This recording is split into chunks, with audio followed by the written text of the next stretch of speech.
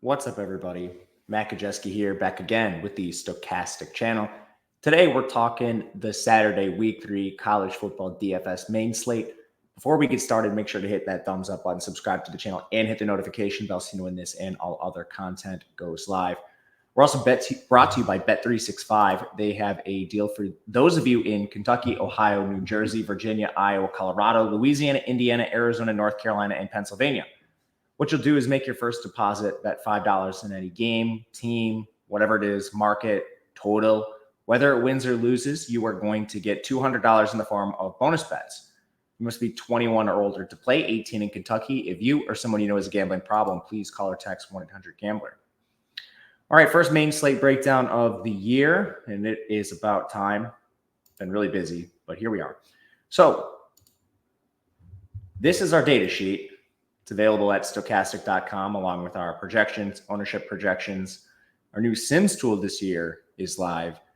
So there's a lot of stuff that you get access to. Our Discord, I'm always in there talking college football, DFS, props, whatever it is you want. And I think it's an extreme value. There will be some links below in the video where you can take advantage of this and look at the various packages. But I believe we do the best work in the industry. I believe we have the best projections. Saw a lot of competitors yesterday on Thursday night, excuse me. I'm recording this Friday morning. Put out projections with players that were just straight up out. We'll never do that. Promise you that. All right. On this slate, we have 12 games on DraftKings. There's 4 additional games that are included on the FanDuel night slate. And we'll kick things off with FSU taking on Memphis. This is a game with a 53.5 total, pretty middling. The spread is 6.5 points in favor of FSU. It's bounced all over the place. Right away, pacing should be pretty neutral in this game. These coaches know each other very well. They've been on the same staff many times. Seth Hennigan is the QB for Memphis. $8K flat for him is a pretty expensive price tag considering their team total is just 23.5. FSU's defense has been putrid, though. That needs to – we can't give them any more credit than they deserve. That has been an awful defense. Hennigan runs a little bit, and I think he'll run more in future games. We just haven't seen a ton of it so far to start the year. But he's a player that's reasonable. I'm still worried about him given the total of this game and whatnot. Florida State's weakness on defense so far this year, I mean, it's basically everywhere. They're currently 128th in defensive efficiency. So if you want to take some shots on Hennigan despite being an underdog, that would have been beneficial to you in both the Georgia Tech and the Boston College matchup. At running back, they lost Sutton Smith for the year. I don't really care. Mario Anderson is their lead back anyway, and they have Greg DeRosiers as their backup from UMass. Both these guys have starting experience. So yeah, you're one thinner, but who cares? Brandon Thomas is a goal line back. That should be noted. He's a big monster of a human being, and he comes on the goal line, and he does vulture some very important touches, which is important because neither Anderson or DeRosier are very big backs. So they do lose a little goal line equity. And then Anderson, he's the lead back in the pass game, but just a 37% route share. So he's not real interesting to me at 6,200. I think we can do better. Certainly not playing a change of pace. At wide receiver, I do have some interest in like the Rock Taylors, Demir Blankhamsees, Kobe Drakes of the world, maybe even a contrarian Anthony Landfear as a very cheap option. This team hasn't played anybody yet, and I expect them to consolidate their route shares, their target shares. As you can see in the bottom right of this Memphis little table, it hasn't been fantastic, but that's largely the product of who they've played versus anything else. Last year, they were a lot more condensed. So not worried. Better days will be ahead for Memphis in terms of their pass-catching core. And, I mean, like last thing, Rock Taylor was at 83%, Blankhamsee 90%, Drake 80% last week. FSU, Uaga is way too expensive for this price tag. He's at 2 rushing yards. I mean, I don't really think Memphis's defense is awesome, but I also didn't think Georgia Tech and Boston College would do that. So I'm just out on Uaga until he shows any pulse. They're passing the ball 61% of the time. They've abandoned the run when games were within range. Just inexcusable. I mean, the best thing I can say about this offense is that Jalen Lucas got hurt. Maybe they consolidate carries, but like all the running backs are still too expensive. I'm not paying $5,800 or $5,500 for Roydell Williams or Toafili in a timeshare, and they're playing Toafili at wide receiver because that group of players is so bad. I mean, just pass. Then wide receiver, Ja'Kai Douglas at 4,500 is somewhat interesting to me, just like a really cheap option for a team that for some reason can't decide to just run the ball. Also, I now live next to a fire department. When I'm on shows with like Laffy and Ben, I can mute my mic. When I'm solo, I can't. You're going to hear that throughout the year. My apologies. The problem with Ja'Kai Douglas is his route rate has only jumped to 60%. The highest route rate is Kyle Morlock, who's been an utter disaster dropping balls. Malik Benson's route rate went from 83% to 54%. Deservedly, he's horrible. Same with Jaylen Brown, 72% to 52%. And part of that is because like Hakeem Williams, he'll be back in this game. Like Darian Williamson played more against Boston College. They just don't have any good receivers. They can't really figure out who to use. And with this being a nasty rotation and a horrible passing offense, like it's crazy to say, but I'm almost all the way out on Florida State, even though they have a 30-team total.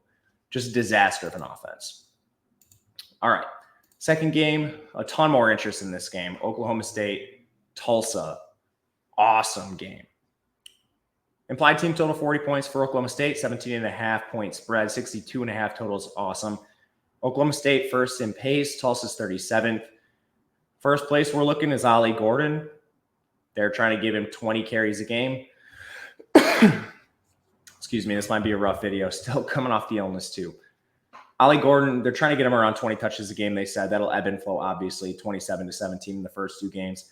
He plays every single passing down, basically 57% route rate, no issues there. Comfortable paying up for him. There are some cheap options you can get to.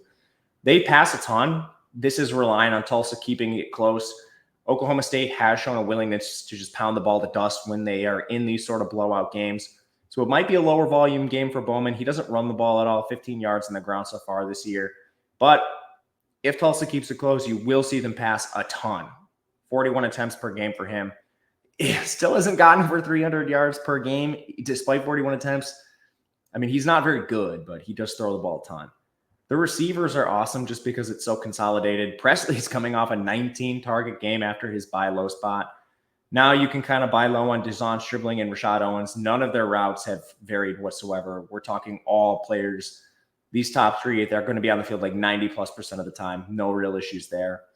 They'll mix in wide receiver fours, tight ends. They use a bunch of weird formations with fullbacks and H-backs and tight ends. So I don't have a lot of interest in anyone else other than these three in the passing game.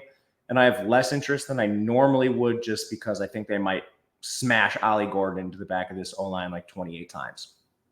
Still going to play him, though, that's for sure. Just maybe I'm thinking about at least coming in under the field to these Oklahoma State receivers right now. Tulsa, 22.5 implied team total is not terrible. They've taken a ton of money throughout the week. They opened as 20-point underdogs. Now they're 17.5. Kirk Francis doesn't give you a ton on the ground. Through the air, he's averaging 29 attempts per game. 249 yards, not terrible. Oklahoma State's defense has been very bad. So that is not an impossible matchup for Francis, but I still think we can do better at 6K than a basically pocket statue playing against a power 4 defense. The backfield is not what I expected. It is a split committee between Lloyd Avant and Anthony Watkins. I did think Watkins would come in and handle a majority of the work, but I think this is basically split. You will see Bill Jackson come in at times too. So at worst, this could be a 3-way committee. Not a ton of interest. They will run receivers on occasion too. At wide receiver, Camden Benjamin's the target leader. He is at 98 yards per game, which is pretty solid for this Tulsa team. His routes, nothing left to be desired. He's at a full route share. So he's someone I think you could look at. Otherwise, this Tulsa team, they will rotate a little bit. Zion Steptoe is probably your number 2. He was at 81% of the routes, then dropped to 77. Everyone else is kind of in a weird rotation. Like Braylon Presley was at 53% of the routes. His brother plays on the other team, funny enough. But other than that, I mean, we have like route highs of 31% for tight end Luke McGarry. Grayson Tempest played a lot in their last game, so that is worth mentioning. But the only two guys that have been consistently on the field in both their first 2 games are Steptoe and Benjamin. That's where I would look if playing a Tulsa receiver. Think we can do better price adjusted. For reference, like 5,700 Camden Benjamin. Just give me the 2 Oklahoma State receivers, Owens and Stribling, at much cheaper prices. Stribling had 8 targets in the last game. I mean, he's had one fewer target on the season than Camden Benjamin. Save your $500. Next up, we get to Alabama versus Wisconsin. What a disaster of a game for the Badgers. 16-point spread, 49.5 total. Bama's favored, of course. They're going to smash Wisconsin. Right away, Jalen Milroe is extremely expensive. We've seen him have crazy efficiency so far this year, but that was against, Western Kentucky and USF. He has 81 rushing yards. This number would look a lot better had his 70-yard touchdown run not got called back by a penalty on the O-line last week. I think some of the players that were missing are going to play in the game. He gives you an excellent floor on the ground, but I still question the ceiling a little bit as massive favorites. They were pushing 4 scores in those 2 previous matchups, so this will obviously be closer and probably coax him into more rushing, more volume, where he's been living on efficiency so far. Just 10K is so expensive on this slate. I just can't really get there.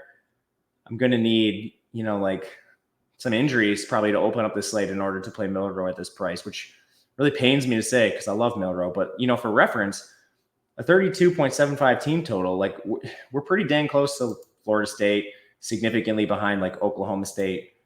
It's just too expensive. At running back, we have a basically 50-50 timeshare between Jam Miller and Justice Haynes. The Badgers are weaker up front. Their strength is their secondary, led by safety Hunter Wohler. I'm just not really paying 7K or 7.3 for a timeshare. I'm just not doing it. In the receiving room, we've had a bunch of rotating so far, which makes sense. I mean, they play bad teams, and they have some young players, so I would probably rotate to get them on the field and learn. The most interesting to me is Ryan Williams. He went from 39% of the routes to 83%, 6 targets. He's a 5-star freshman, and he looks the part. So I think he's the most talented player, maybe on the entire offense. He's just very young, and he'll be learning a lot.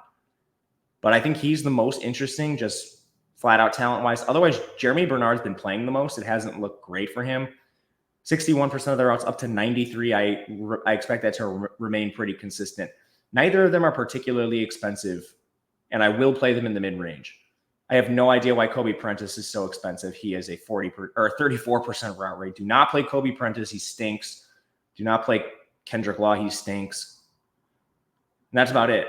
CJ Dippre, I will say, did have his routes jump to 60%. If that is something worthwhile to you, it is not to me. I would rather just – the only guys that have been over 80% of the routes in either of their games are Williams and Bernard. And Prentice is not good enough to ever see that jump. He'll rotate with these other guys that they have on their roster. That's about it for Bama. Wisconsin's basically an X-out team. What is Van Dyke doing at 7,900? This is self-explanatory. He's not efficient. He doesn't run. He doesn't do anything well. He's playing arguably a top 5 defense in college football. Tawi Walker missed the last game, and Wisconsin did play South Dakota, so FCS game. It looked like it was precautionary. With him out, Chez Mellusi did handle an awesome workload. When they were both in, it was 50-50. No real differentiation there. You saw a slight edge towards Chez, but, Tawi still had 15 carries. And I think that's what we're going to see. That's probably the case between these two players. Likely a 50-50 split with maybe a slight edge towards Chez Mellusi. Right now, he's only participating in 33% of the routes. So he doesn't even have the pure pass catching role that last year he played a little bit more of. I'm fully out on the Badgers running backs at these prices. Going to have to wait a week until they're not 16-point underdogs with a team total below 17. At receiver, maybe you throw a dart on either Will Pauling or Bryson Green as a run back, and maybe this goes over the total. The one thing I'll say is both these teams are pretty fast. Bama at 69th, Wisconsin at 41st. It's not a slow game. Definitely not a slow game. Just Wisconsin's look bad against bad teams, and Alabama has an awesome defense. So it's tough to really hang your hat on any of the Badger players. If you did want to, this is where I would look. Will Pauling, his route rate, 79% in week 1, dropped to 57% last week. That does concern me. Bryson Green at 82, he dropped to 73. They just have a lot of pass catchers. CJ Williams has been over 50% in both games. They're really positive on this Trek Kekahuna guy who's from Hawaii. I think he's a redshirt freshman. He plays in the slot. His route rate jumped to 43%. What I'm trying to say is I think you see a lot of rotating between these players, cannibalizing each other. So not a ton of interest in Wisconsin. Probably talked about them for too long. Because we could get to, this isn't a better game. I tried to set myself up. It failed. LSU takes on South Carolina. This game has a total that is plummeting. It is at 48.5. LSU is a 6.5-point favorite. Both these teams are playing slow. LSU 116th in pace. South Carolina is at 79th. I do have interest on the LSU side, mainly for DFS. Nussmeier is too expensive. For 9,100 in this game environment, just like he doesn't run the ball at all. He's 13 rushing yards. I would bet the under on if he was in positive rushing yards at all, anything under 5, I would probably bet an under. What are we doing with these price tags? This is egregious. I would infinitely rather play Sellers at his price tag, and I think Sellers is terrible. Anyway, getting to this game. Nussmeier aside, he's averaging 37.5 attempts per game. That's largely because he was coaxed into a shootout against USC. I still think the best way LSU should be playing is running the ball behind their offensive line. A lot of people have been telling me about them getting stacked boxes. Bring in a 6th offensive lineman. Who cares? Your receivers aren't any good. With that said, they might be getting some back. They haven't had Hilton all season, and they did lose Parker right away in the first game, and he was listed as a starter. But at the end of the day, I'm not a buyer on Kyron Lacy. He is averaging 79.5 yards per game, and he's their wide receiver 1, but I'm not paying 8,400 for him. It is a laughable price tag. Mason Taylor, second most targeted player at tight end at 4,700. And then it's very hard to play any of the cheaper LSU pass catchers with Hilton and Parker potentially back.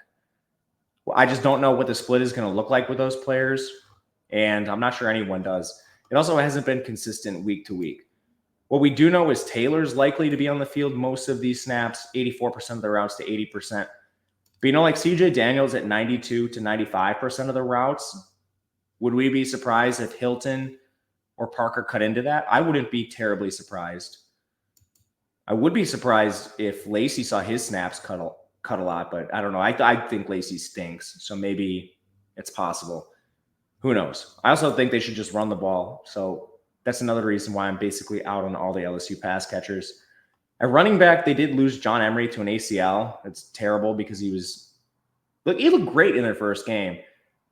And now he's out, so that kind of narrows things to Caleb Jackson and Josh Williams, presumably. This team played nickels last week, so take this all with a grain of salt. We saw a lot of extra carries for players that usually aren't carrying the ball, like Ricky Collins had 2 carries. Their backup QB, he's not going to play much this season if all goes according to plan. I think it is likely to be a 50-50 split. In their first game, we saw Josh Williams work ahead of Caleb Jackson. I never understood why people were drafting Caleb Jackson ahead of Josh Williams. Josh Williams played ahead of Caleb Jackson last year. What did we see that suggested this had changed? I don't know. Regardless, they're in the mid-price range, so I think a flyer on these players is okay. South Carolina has been awesome in their secondary. They have not been good defending the run. And their secondary has been bolstered by a lot of weird interceptions from bad quarterbacks like Vandegrift and Wilson for Old Dominion. So I don't know. I hope LSU gets owned. They have a 2017 total. That's not good either. Their offense has no identity right now. I mean, I'm going to fade this team more than likely, and hopefully people play him. On the other side, Lenore Sellers, I think he's awful, but the best thing we can say about him is his price tag is 6,200, and he runs a ton. This guy had 21 designed rushing attempts in week 1. Designed. That is unbelievable, that usage. I mean, it's kind of like an armed forces quarterback or like a glorified version of one, but still averaging 18.5 pass attempts per game. He's not going to give you anything close to a ceiling as a passer, but this is really good volume for a player at 6,200, especially on a slate where we have Milrow at 10K and Nussmeier at 9.1K, and that's not it. There's more players that are pretty expensive. So I'm very interested in paying down, if not, if anything else, just to get like an Ollie type player on my team. Otherwise, Raheem Sanders had 24 carries in the first game, and South Carolina blew Kentucky out so bad in the second game, largely because of turnovers, that they just took their foot off the gas and gave a lot of weird players that typically aren't playing a lot extra playing time. So I think we do see more carries for Raheem Sanders in competitive games as we did in week 1. Wide receivers tricky for this team. I don't think they've been fully healthy. They've been talking about like Gage Larvadain had an injury in camp and it's limited his snaps. That's been like a very big talking point this week. If we had Larvadain fully healthy, would that actually siphon away snaps from other players on this team? I'm not sure. because we did see Jared Brown's route rate jump from 40 to 95%. He's the Coastal Carolina transfer. Mazio Bennett is at about 55% of the routes thereabouts. Josh Hyman, his route rate jumped up to 79%. I'm just a little nervous with potentially players like Larvadain getting healthier. What does this route tree actually look like for this team? Vandrevius Jacobs uninvolved after a good week 1. Plus, this team doesn't want to throw the ball. They have a 33.5% pass rate. Their preference is to grind it with Sellers and Sanders if they can. Basically, like a Jared Brown or pass, I'm not buying the Michael Smith stuff.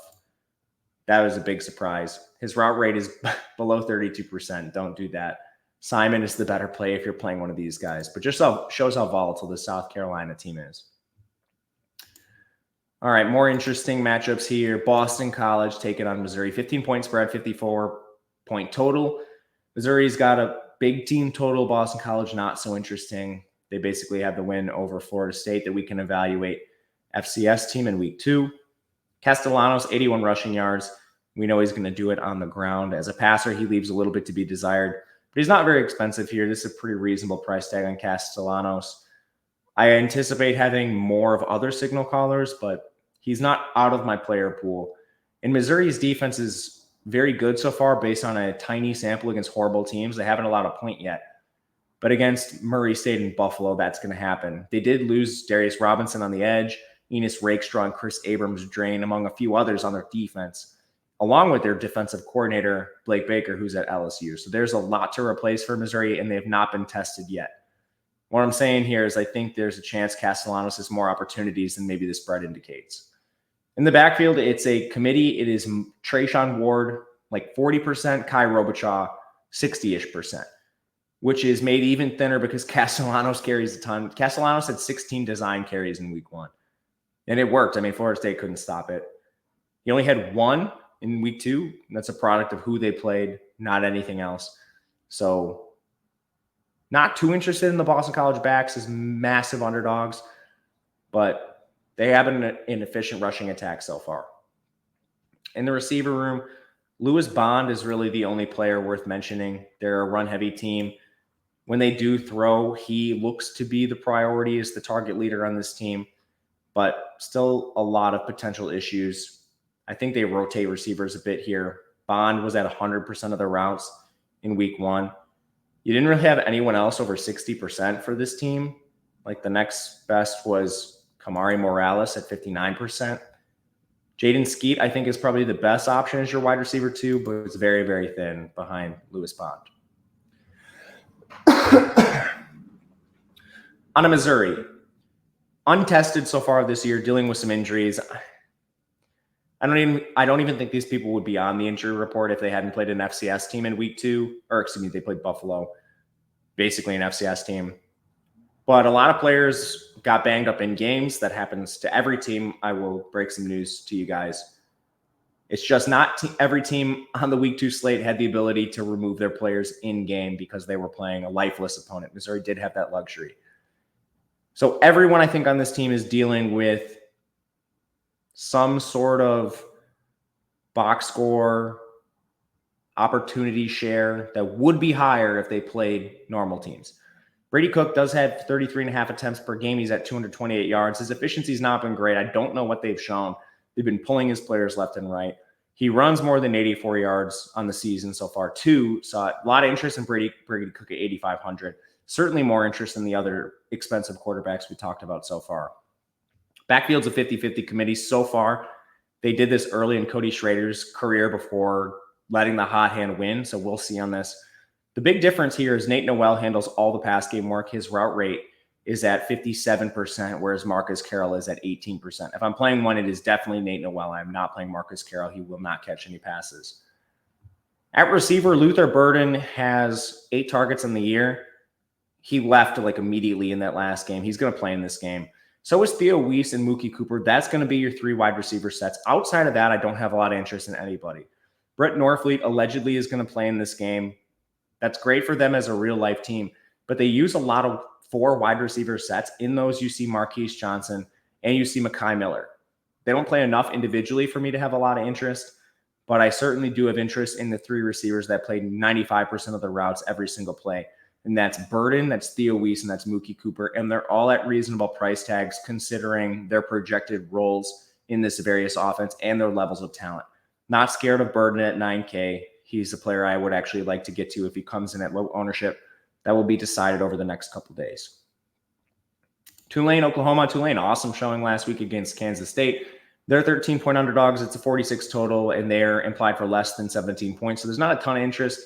Darian Mensah, 6,100. He has no rushing ability so far this year, but he has been hyper efficient as a passer. 275.5 yards in just 21 attempts per game. That's what the Kansas State secondary will give you. I do think Oklahoma's defense is much better than that. My concerns with Oklahoma do not lie on the defensive side of the ball. So I think this is going to be a much tougher matchup for him, as is indicated by the total in this game. Mekhi Hughes is the lead back. They're not really rotating as much. Shady Clayton plays a couple third downs, and Arnold Barnes handles change of pace work. But he's fresh off a 20-carry game. He's involved in the pass game. He had 6 targets in their last contest. His route rate has jumped to 50%, which is where he wasn't always involved last year. So this is impressive and looks to be some growth in his game. Mekhi Hughes' route rate was at 55% in their most recent contest, which is very good. He's a good click at 6K, even as big underdogs. Not anyone, if you're running 150 or something, you don't want to be overexposed to Mekhi Hughes, but certainly don't limit him. Receiver room, the USC transfer, Mario Williams, is somewhat interesting to me. He has a great route rate, jumped up to 76%. But the real player here with a ton of routes was Dante Fleming at 95, which was an awesome route rate for him. Only the 4 targets where Williams had 8. Otherwise, Keith Brown was the wide receiver 3 at 71% of the routes. And then you had a tight end split, but Bauman was tentatively ahead there. The only wrinkle in this room is that Shaz Preston hasn't played yet, the LSU transfer. I don't think we see him, but if Shaz Preston does play, I think he would if he were to overtake someone, I think it would be Keith Brown. Remains to be seen, and not sure we have to deal with it here. On the Oklahoma side, good team total, 29.5, not great. So, you're not prioritizing that by any means, but certainly worth mentioning. Jackson Arnold's 9,700. I just don't understand. He's been so bad this year. What has he done to warrant a $9,700 price tag other than he had a good bowl game where he had a ton of turnover-worthy plays? He has 62 rushing yards on the year, so he's averaging about 30 per game. He hasn't really played a lot of good teams. They played Temple in week 1, and then they struggled to beat Houston, who got beat down in week 1. He's only averaging 28.5 attempts per game. The offensive line is a real concern for this team. They are so hurt on the offensive line. He's just running for his life. He already has 5 sacks and 5 scrambles. Tulane, I would be a little worried about that. And then, his pass catchers are getting hurt left and right. They lost Jalil Farouk. The word on DraftKings is listing Nick Anderson as probable for this game. The words coming out of the coaching staff's mouth were hopeful. They're hopeful he plays, that seems very gray to me. We'll see on his status. Anyway, it's basically just been Deion Burks he's throwing to. He's 8K. The volume is good, but he's only averaging 44.5 yards per game. Give me the extra salary. I'm going to Luther Burden. Just pass. Brennan Thompson has been the wide receiver 3, but this has not been a normal rotation. They've been using guys left and right, like in and out of the lineup. We just saw the routes for Brennan Thompson at 92%. Before that, they were at 56%. We saw Zion Reagan's 19% up to 75%. So I don't know. That is partially because J.J. Hester's routes got cut. He was at 58% in week 1. Andrew Anthony didn't play. We'll see if Andrew Anthony comes back at some point, but if he comes back, that's going to hurt guys like Thompson and Reagans. If Anderson comes back, that's going to hurt guys like Thompson and Reagans. The only player we know is not coming off the field is Burks. And I still think I would rather go to the elite players on other teams. In the backfield, Javonte Barnes is winning this job over Gavin Sawchuk so far. Sawchuk has 19 rushing yards this year. Let that sink in. This was the player that was supposed to lead this backfield. 19 rushing yards. Now, to his defense, the O-line has been bad, but we've seen Barnes get more going than Sawchuk. This might just be a job he's losing. Barnes are passing the run game for me, and I think you should throw some darts. They're almost 2 touchdown favorites. Next game, Nevada takes on Minnesota. Won't spend a lot of time here, 44.5 total. Nevada has a 13.5 implied team total. Brendan Lewis runs a lot. That's about all you can say. They played 3 games. Most teams have played 2. So 208 rushing yards so far in the year. It's pretty good for Lewis, but he only has 27 attempts. Minnesota plays just as slow as Nevada. There are some defensive concerns there, but not a ton. Backfield's a 50-50 committee between Pat Garwo and Savion Red, the 2 transfers. Lewis carries the ball so much that both of their volume will be limited. I have some interest in Garwo, though. I mean, his route rate jumped significantly in their last game. He's really, really cheap. There's a super cheap price tag on Garwo, who missed all of camp, barely played in week 1, and then it has jumped on the scene recently. His route rate jumped to 55% last week. Now, I don't think Garwo is going to break the slate or anything with an efficient day, but at 4,100, I think you could do worse than throwing him into a lineup. At receiver, it's basically the same 3 guys every single play, as well as tight end. Jaden Smith, Cortez Braham, Marcus Bellin, and Jace Henry, man, in the tight end position. Jaden Smith actually has a pretty good target share, as does Braham. They're both at just shy of 30%. Efficiency's not been terrible either. 72.5 yards per game for Smith. Braham's at 68. I wouldn't be opposed to throwing a dart here. It's a terrible team total, but if you get one of these guys as your last man in, you could do worse. They're not good plays, but they're not bad plays. Max Brosmer at 7,500 is egregious. Like, what are we doing here? He has negative rushing yards. They played Rhode Island already. His splits between Rhode Island and UNC, if you want to laugh, just take a look at that. So I haven't seen like one piece of data to suggest, 1, that he's efficient, 2, that he can run, 3, that the offense is going to let him pass. Running back, Darius Taylor's really cheap, man. 6,200. Haven't seen a price tag like this on him recently, but I also don't think they use him in the same role. We saw him with like 30 carries at times last year, but they added a bunch of transfers, presumably because Darius Taylor consistently got hurt. Turns out it was useful because he already got hurt this year. He's now made his return. 14 carries for him. Major had 9 in the same game. Again, it was Rhode Island, so take this for what it's worth. But they did add Bangura. They added Mangum. They still have Newbin back. Throwing a dart on Taylor is okay, but wouldn't make that a large part of the portfolio. Can't play a receiver at any of their prices, in my opinion, given Brosmer's been atrocious. And this is a run-heavy team at the heart and core of their soul. Oregon takes on Oregon State. 16.5-point spread in favor of Oregon. 50 total in this game. I do not think we've seen everything from Oregon. They're doing the same thing with Bone Hicks that they are doing the same thing with Gabriel that they did with Bone Hicks and not letting him run. Dylan Gabriel was an awesome runner last year, and he has negative 38 rushing yards. Some of this is a testament to their own line, which has been beat up this year.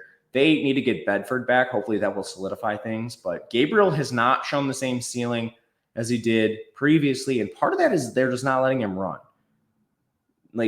And I don't think this is a terrible idea, or maybe it's just, like the sacks have offset the rushing so much that it hasn't mattered. Because he actually does have 11 designed attempts. He's scrambled 3 times, but he's taken 7 sacks.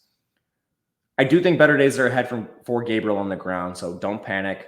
Still averaging 300 yards per game. Not buying Oregon State's defense. They've played 2 lifeless opponents. They just beat up on San Diego State, who's basically an FCS team. If I'm paying all the way up for a QB, which I don't like doing, it's Gabriel or pass. Running back, a little bit of a committee, but this is like a 70-30 split.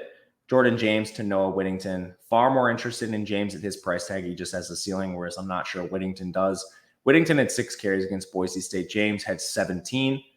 Neither are particularly used in the pass game if their early season is any indication. They combined for 10 targets in week 1 and then 0 in week 2. Very curious game planning.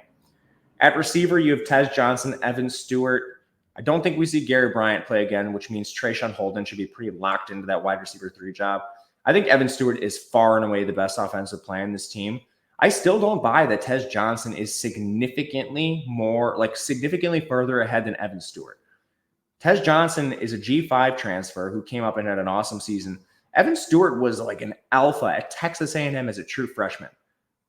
You can't, you could argue this with me because it would work in your favor so far, but you can't tell me that Tez Johnson is 8,500 and Evan Stewart is 68, or on FanDuel that Tez Johnson's 94 and Evan Stewart's 75. You can't do it. You have not looked into these players' backgrounds if you're making that argument. I think, honestly, these players should be the same price. I would make them both like 7,400. Evan Stewart is a value on this slate. Tez Johnson is fine because of the ceiling with Oregon, but man, I would just way rather play Evan Stewart, and I think he's one of the better receivers on this slate, price adjusted. Not playing an Oregon State quarterback. They rotated some weird Jabari Johnson snaps here and there in the game. I haven't seen anything to suggest that Giovanni McCoy is good. He has 4 rushing yards. He's averaging 18.5 attempts per game. 7,400 is an egregious price tag on him. Like, all these quarterbacks are so expensive. It's very, very shocking. The backfield's a 50-50 committee, and they both had a ton of work, Anthony Hankerson and Jam Griffin. The problem is they smashed 2 horrible teams, and now they play like a top 5 team in the country. So when they get down in games and they can't run the ball incessantly, passing just 34.6% of the time, what does the work look like for these guys? I have real questions. At receiver, this team has not been healthy, so there's also questions here just on who is going to play. If some of these players return. So Jimmy Valleson hasn't played. They've had a couple other guys that have been out that might have contributed. I'm not sure. But that has led to some other players getting more time on the field than expected. Trent Walker's led this team. He's averaging 10 targets per game, 62 yards. He's at 4,400, which I don't really hate the price tag on. Just not sure what efficiency or volume are going to look like. Then you have Taz Radix. His route rate was at 83% last week. That was the second best. Actually, it was the best. It was slightly ahead of Walker, which is a little surprising. Everything else was a rotation. Wide receiver 3, tight end, nothing that we want to really target outside of those 2. They're cheap enough where if they get into your lineup, I don't hate it, but I also certainly don't love it with their sub-17 team total.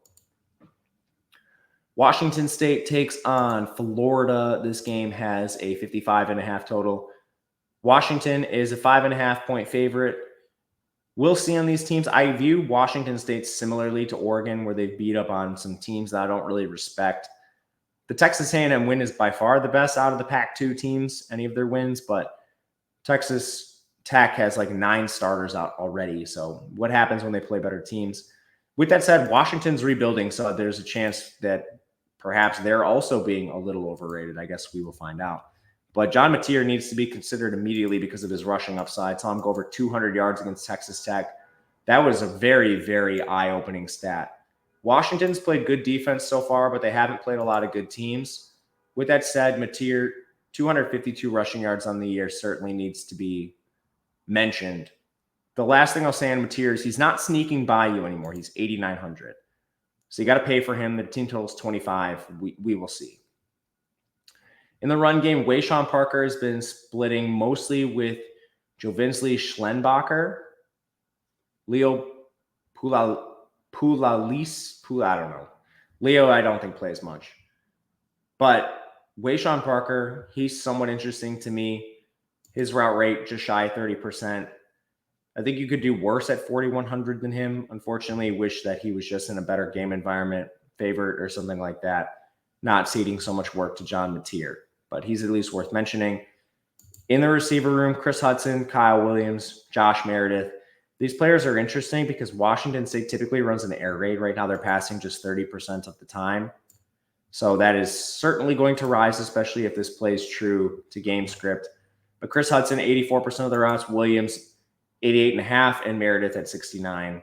The next highest was Andre Dollar, the receiver, or excuse me, the tight end at 50%. Still, I would way rather get down to Chris Hudson or Meredith and pay $7K for Williams. On the Washington side, it's the same old deal with Will Rogers, except he's not in Mike Leach's offense anymore. He takes too many sacks to play. He only averages 26.5 attempts per game so far this year. That's opponent-driven.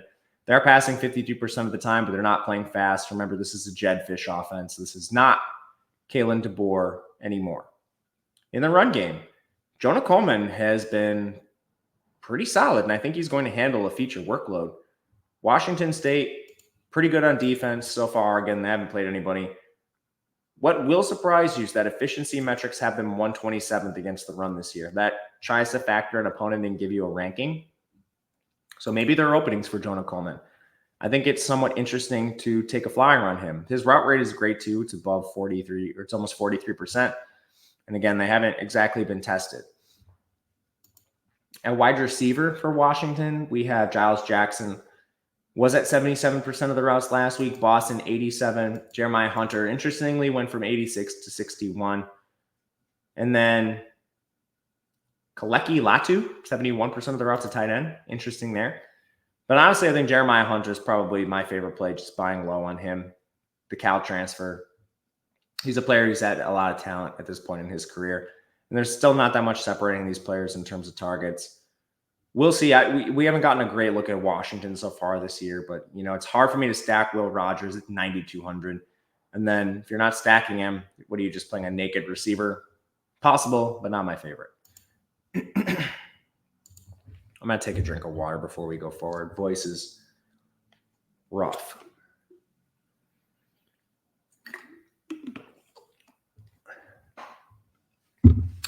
All right. Hopefully that helps. Texas A&M, Florida, 3.5 point spread, 46 total. Not great. Big thing here. Connor Wegman announced questionable with an undisclosed injury. Not going to speculate. No idea. If he plays, I'm interested at 8,100. If he doesn't, Marcel Reed is a free square.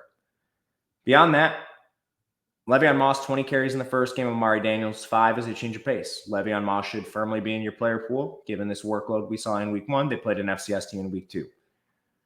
Next up, we have the wide receiver room, which is a little hard to decipher.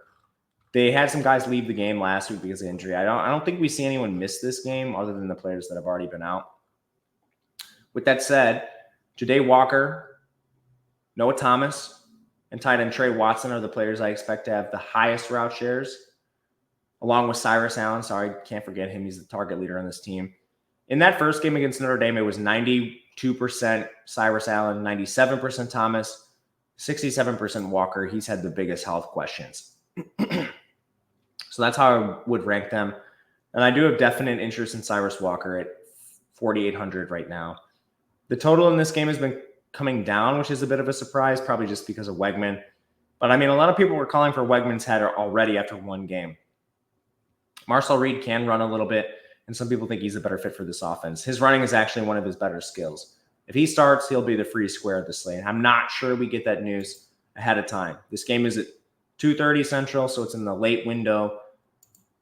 There's a good chance you don't have this news when the slate starts. Florida, they're going to split Lagway and Mertz. I'm not playing either of them. You can't play split quarterbacks. Running back Montrell Johnson should have most of the work in this backfield. He's coming off a 15-carry, 2-target game.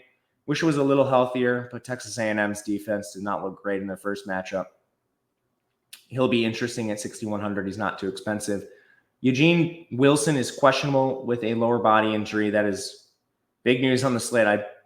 The only bet I really have so far, prop-wise, is the over on his receiving. He's averaging 95.5 yards per game. His target share is just unreal.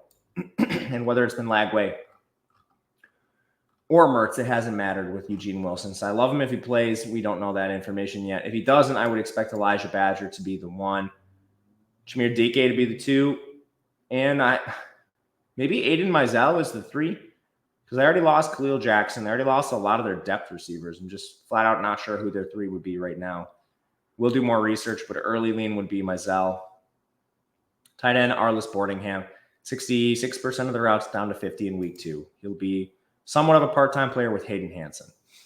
But that's how it sets up. Badger and Jameer Dike would be much better plays if Wilson is out. West Virginia Pitt, the backyard brawl, -1 in favor of West Virginia right now. Pitt has been taking money. I just can't fathom that. 63.5 point total. Both teams playing fast. Pitt runs the air raid, and West Virginia is the opposite. They're this power run game. Garrett Green's very involved in the ground and hyper efficient through the air. West Virginia, as long as they're not playing Penn State, like last year when this happened, they were awesome all year, and Penn State beat them down. I'm trying to sell high on Pitt at any possible chance. They beat up on Kent State, and they were getting beat down by Cincinnati before Satterfield, their bozo of a coach, failed to make any adjustments. Had to delay a game on defense to give Pitt. Man, I can't wait till I'm not sick anymore. To give Pitt a first down. And they also missed a field goal in the game. But Holstein, he got it together in the second half. I guess we'll talk about them soon. What I'm saying is their defense did not look good through most of the game. And Sorsby got hurt in the game too and played through it. So Green, I think is one of the best signal callers on the slate at this. Like, honestly, the two best quarterbacks price adjusted are probably just flat out in this game. These are probably the two guys you want to play for cash. I think they're two of the best quarterbacks on the entire slate. Running back, Jaheim White, he's been banged up a little bit in-game this year, but Donaldson was banged up in-game last year, and the Donaldson injury allowed Jaheim White to emerge. I think they want this to be a committee. Not a ton of interest in either one at price. Receivers, big rotation for West Virginia. All these players are pretty good individually. It's just for DFS, none of them are going to play a ton of snaps. So not that interested. The best one so far has been Preston Fox. He's been above 70% in both games. He's been the only one. Cole Taylor, I think they're tied in, is probably the second most consistent snap getter. For Pitt, just pure air raid. So Holstein's going to have massive opportunity. He's already averaging 37.5 pass attempts per game. He's not as good of a play as last week because his price came up, but West Virginia secondary is their biggest concern on the whole team. Matchup should be okay for Holstein. In the backfield, Des Reed is still not expensive enough. He had 19 carries and 8 targets. And this would have been better if he hadn't left the field for a few plays because of injury. So Des Reed is the best running back play on the entire slate, I would argue. At receiver, they're throwing the ball so much that these players definitely have upside. It's just deciphering who's playing week in, week out has been a little tricky. Kanata Mumfield has been at 77.5 to 79% of the routes. Kenny Johnson went from 53.5 to 63. Sincere Lee, he actually dropped in routes, 46.5 to 37. And then Raphael Williams went from 77.5 to 97.5. Gavin Bartholomew, their tight end, 57.5 to 88%. So to rank them, I think Mumfield, despite not running as many routes, is still the one. I think buying low on Raphael Williams is the two, makes a lot of sense. And then Gavin Bartholomew is probably the most consistent as their third, followed by Kenny Johnson, then Sincerely, then your dusty players, like, I don't know, not ever playing like a Reynolds or something. Great game for DFS. Definitely play it. Final one for the DraftKings main slate. Then we'll briefly touch on the 4 FanDuel games that are added to the night slate. Not too much to get in with this game. 47.5 over-under. 9.5 point spread from Notre Dame. Riley Leonard's questionable, but he's going to play. It's a non-throwing shoulder injury. He's pretty mobile, which is awesome, but he's been woefully inefficient on his 31.5 attempts per game. We've not seen Purdue play. They played an FCS team, and they're not eligible for a lot of ranking stuff yet. So we will see on Purdue. I don't think their defense is any good. So if there was ever a get-right spot for Leonard, it is this. But still, Purdue's defense is better than Northern Illinois. I got to say that. In the backfield, Jeremiah Love has been working ahead of Jadarian Price. It's like a 60-40 split, 70-30 split. If they get up in this place of the spread, you have monster upside for this. Like, he has 24 carries through 2 games. You could have like a 20-carry game, no problem, if this is like a 14-point lead for Notre Dame at any point. I don't buy the Notre Dame receivers at all. I think Bo Collins stinks. I think it is negligent for them to rely on him at any point in the year. He played 100% of the routes in their last game. If Bo Collins is your wide receiver 1, pack it in. Just play Jaden Greathouse. He's a 4-star. Play Chris Mitchell, the FIU transfer. I don't know, man. Like, I just don't have any faith in. I've seen enough Bo Collins at Clemson to know that he's not the answer. But those are your 3 wide receivers that are on the field every play. Mitchell Evans will be on the field more as soon as he recovers from his injury. 45% of the routes, not great for him. I don't think you can really use him yet. But, man, yeah, I guess just Bo Collins is the cheapest. He's tied with Greathouse for targets. Honestly, I'm not playing any Notre Dame pass catchers. I don't know why I'm spending more time on this. Hudson Card at 6,800. I do have some interest in him. I wish their team total was better than 19 because he can run a little bit. This Purdue team will throw the ball a fair amount. Devin Mockabee, Reggie Love form a committee at running back. And then their receivers are still a little hard to parse through at this point. I'm not sure who's going to emerge. But Jamal Edrin, the FAU transfer towards ACL last year, I think it's going to be some combination of him, Jerron Tibbs, and Shamar Rigby right now because they have a couple injuries at receiver. And then I think Max Clare leads your tight end position, but they split him and Drew Bieber pretty evenly last week or 2 weeks ago. They had a week 2 bye. Tentative ranking, but, you know, like Clare's really cheap. Tibbs and Rigby are really cheap. If you need those guys, they can open some things for you. The slate is tight, much more tightly this week than it has been in previous weeks. Basically, they just put the quarterback pricing through the roof. So I guess to recap briefly, I like playing the West Virginia Pitt game QBs, and then middle running backs like Pitt's going to be chalk again this week. West Virginia's going to be decent chalk, and then filling it out with the studs at other positions. There's some pretty decent mid-price receivers like the OK State guys are going to be pretty on there. Ollie's going to be owned a little bit. Those are going to be your most owned players. For FanDuel, 4 extra games, Colorado State. These are on the night slate for DraftKings. Shedeur is too expensive. This is a better matchup for him because Colorado State is outside the top 100 in pass rush, so you're not as worried about those negative rushing yards Shedeur usually plays with. But still, I would rather allocate my salary somewhere else, to someone that has a ceiling that's not outside of – and they don't have 300-yard bonuses on FanDuel for college yet, so that's worth noting. Backfield, Dallin Hayden's out. I still don't think they run enough to really have a lot of interest in Charlie Offerdahl. August Dave probably plays more. Do have interest in the receivers. They always price Hunter really high, and they forget that LeJontay Wester, Jimmy Horn, and Will Shepard run just as many routes. Shepard's 5,300. That's egregious. Braden Fowler and Nicolosi just is not good. I'm sorry, the 600K man did not take that NIL money he was allegedly offered. Last year, he was outside the top 100 in efficiency. You're telling me some Power 4 program came to Colorado State and offered this guy $600K. Get out of here. He stinks. He can't run. They're trying to run the ball more. I think that's just because they got blasted in a game and then blasted an opponent. They were an air raid last year, but I mean, now that Justin Marshall's been pretty good for this team, I don't think you should pass as much. Fowler Nicolosi sucks, and Marshall's actually a really good back. So I don't know. This is a volatile game. Colorado's not the best team on the slate. So would you be surprised if Colorado State actually got up in this game at some point and Marshall had the 25 carries we saw in week 1? I wouldn't be terribly surprised. I think he's reasonable at 5,700 on FanDuel. Torrey Horton's hurt. He's playing through a groin injury. He's really cheap on FanDuel. I think they did it right and priced him at a spot that is enticing for me. I'm almost certainly not playing him on DraftKings.